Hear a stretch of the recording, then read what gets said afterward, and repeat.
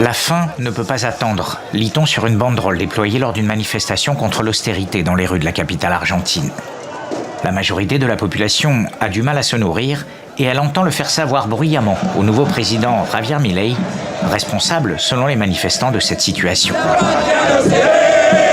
Désormais, 57% des Argentins vivent sous le seuil de pauvreté, avec moins de 150 € par mois, estime l'UCA, un observatoire indépendant.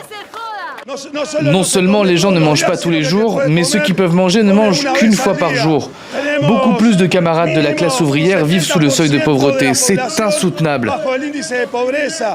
Prix de l'essence et de l'électricité multipliés par 2, celui des transports en commun par 4 et bientôt celui du gaz par 5. En 3 mois, les 46 millions d'Argentins ont vu leur niveau de vie chuter drastiquement, plongeant la classe moyenne du pays dans la pauvreté.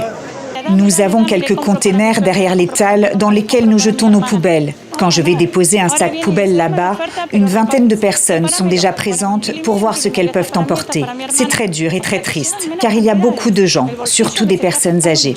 Une hausse brutale des prix, due notamment à une dévaluation de la monnaie argentine, le peso.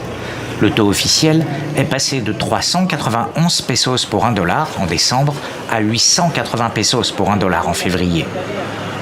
Une mesure voulue par Javier Milei. Son intention, c'est apparemment de réduire le déficit public.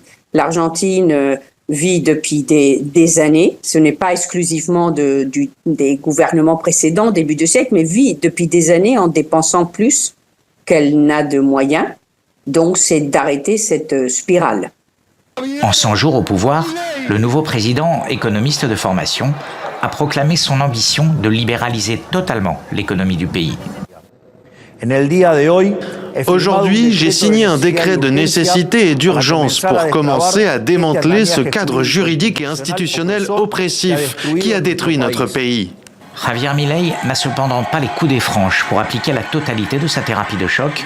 Son parti est minoritaire dans les 2 chambres du Parlement. Le 14 mars dernier, le Sénat a rejeté son décret qui doit encore être soumis à l'Assemblée nationale ces prochaines semaines.